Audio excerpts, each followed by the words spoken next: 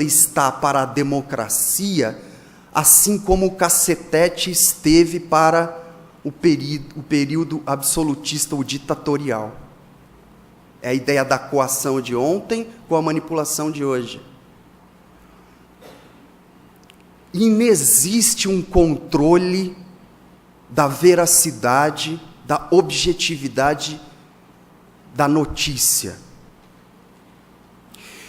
E aqui é preciso distinguir, porque a imprensa pode atuar em 3 vertentes.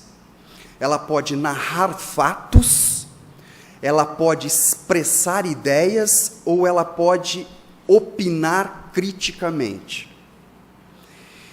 E onde se cobra a veracidade ou a objetividade da narrativa? Porque é lícito e desejável que haja juízo crítico opinativo, sim. E aqui eu estou na vertente de expressar opiniões. Com um detalhe, diz a Hannah Arendt: desde que a sua crítica, o seu juízo valorativo, corresponda ao fato. Eu posso ter, numa visão em paralaxe, várias versões sobre um mesmo fato, mas todas elas devem corresponder ao fato. Se o carro capotou 10 vezes, eu não posso noticiar que ele explodiu e pegou fogo.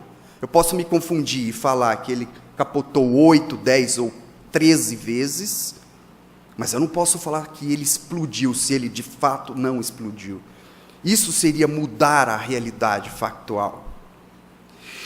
Numa outra vertente, a narrativa de fatos, que corresponde à isenção do narrador noticiar a realidade factual. E 3, a expressão de ideias, que estaria absolutamente dentro de uma liberdade quase que absoluta. Eu aqui agora faço isso, expressão de ideias.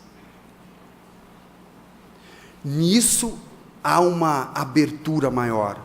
Portanto, quando se quer regular ou se quer dizer que há o compromisso de uma imprensa narrar um fato à luz da sua verdade, no plural, versões, verdades, é na narrativa factual. Eu gosto muito do exemplo daquele jornalista, o Boris Kazoy, que ele narra o fato aqui para uma câmera, e quando ele tem que tecer um juízo crítico opinativo, ele olha para outra câmera e expõe a sua ideia, o seu pensamento crítico, e às vezes fala assim: isso é uma vergonha. Ele fez o que a Hannah Arendt diz: separar o fato da opinião. Porque o que se vê, e aqui eu fecho a primeira parte da fala, o que se tem visto, via de regra, é a opinião se tornando o próprio fato.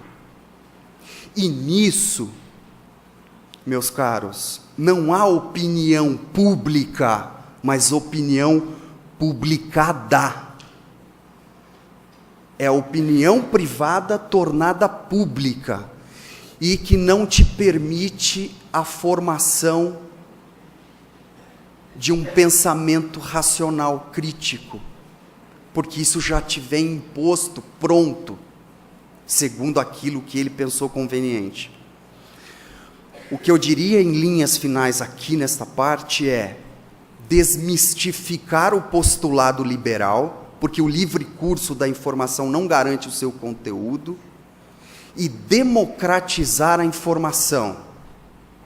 Cumprir aquele dispositivo constitucional que fala: é vedado a formação de oligopólio ou monopólio no poder comunicacional.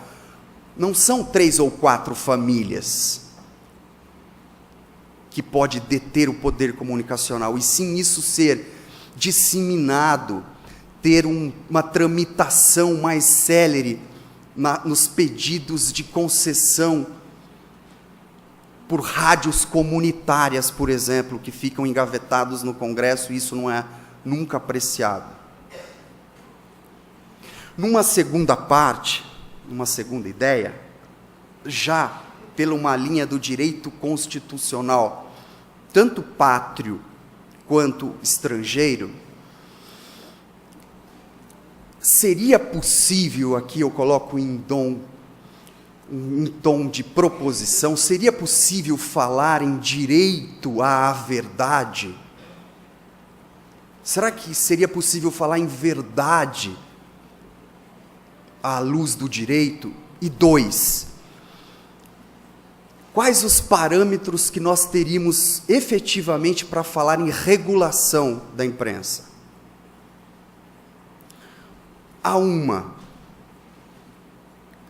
A verdade constitucional é um valor incorporado no constitucionalismo alemão, norte-americano, espanhol e brasileiro, e a verdade aqui, ela se distancia um pouco da verdade filosófica e das teorias que explicam a verdade na filosofia.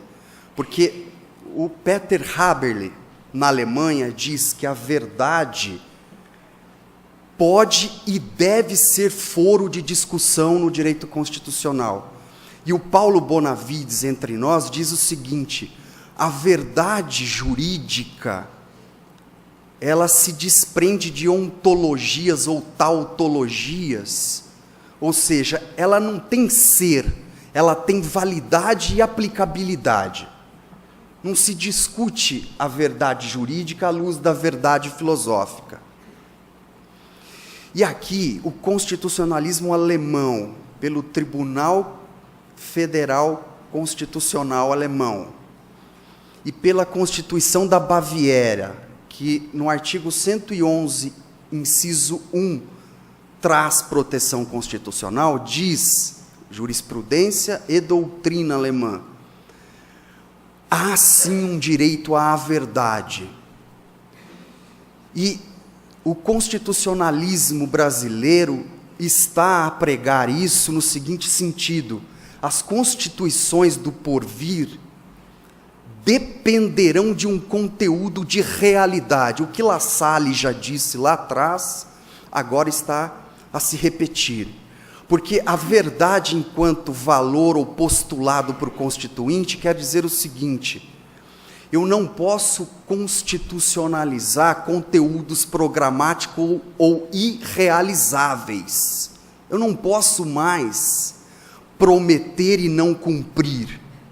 Eu tenho que espelhar a realidade, e uma Constituição que se valha deve fazê-lo neste sentido. E o Luiz Roberto Barroso diz que a verdade nada mais é do que um princípio imanente a toda e qualquer Constituição e da informação, porque não há como pensar em informação irreal ou que não espelhe a objetividade. Informação presume como imanente, como inerente a ela a verdade, e que são valores que são trazidos pelo constitucionalismo, sobretudo depois de Conrad Hess, lá em 1959, com a principiologia, trazendo a normatividade à Constituição, ou seja, os princípios, os valores agora são dotados de uma normatividade tal que estão a impregnar as regras.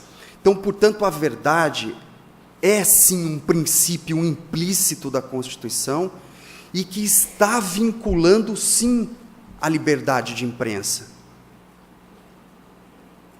A Constituição espanhola também cita no artigo 20 a informação veraz, como eles dizem. Os norte-americanos também falam da reportagem neutra. Neste sentido, quando nós ouvimos que a liberdade de imprensa é plena, e isso está escrito lá no artigo 220, nós não podemos interpretar isso como um direito absoluto. 1. E 2, quando lá se coloca que nenhuma lei criará embaraço ao exercício da liberdade de imprensa, não quer dizer a Constituição. e sim uma lei infraordenada de um aspecto geral e arbitrário que censurasse, por exemplo, a imprensa. Porque a regulação está na própria Constituição, porque lá no artigo 220 fala exercer com plenitude, dentro da ideia do alexi, quer dizer maximização, potencialização no exercício. Eu aplico o direito e a liberdade de imprensa o máximo possível, respeitados os direitos conexos a ela, honra, privacidade, intimidade e a própria informação. Nisso já está um regular, nisso já está um relativizar da liberdade. Portanto, a regulação constitucional da imprensa é algo já trazido pela Constituição, não é algo novo, é interpretação dentro de uma ideia de unidade constitucional. Numa ideia de ponderação de valores, eu tenho um direito de obter informação aqui, um direito de prestar aqui, eu tenho que ponderar os valores no exercício, tá certo?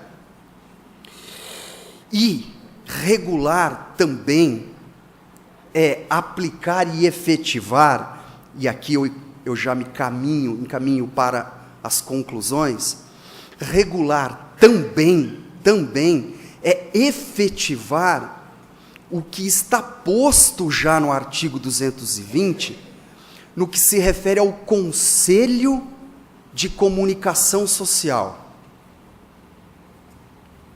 E os conselhos são bem-vindos, não? Nós temos hoje o Conselho Nacional de Justiça, para fiscalizar o Judiciário, nós temos o Conselho Nacional do Ministério Público, nós temos o Tribunal de Contas, fiscalizando o Executivo, nós temos o próprio Judiciário nos controles de constitucionalidade, de leis, atos normativos. E por que não um conselho para regular a imprensa? Desejável a autorregulação, tal como noticiado agora, sábado, na edição do Jornal Nacional, um código de ética no jornalismo. Porque uma preocupação que eu tive quando eu escrevi foi pesquisar o jornalismo. E há jornalistas que lutam pela ética e pela verdade da notícia, como o Eugênio Butti, por exemplo, que defende essas ideias. Não é só nós, no âmbito jurídico, que estamos falando disso. E numa mesma edição, o Jornal Nacional noticia um código de ética no sentido de autorregulação, porque os jornalistas falam isso, os éticos. Vamos nos autorregular antes que nos regulem, porque é mais arriscado, sem sombra de dúvida. E numa mesma edição ele descumpre o seu código de ética quando ele coloca uma versão só daquele episódio acontecido aqui no Rio Grande do Sul,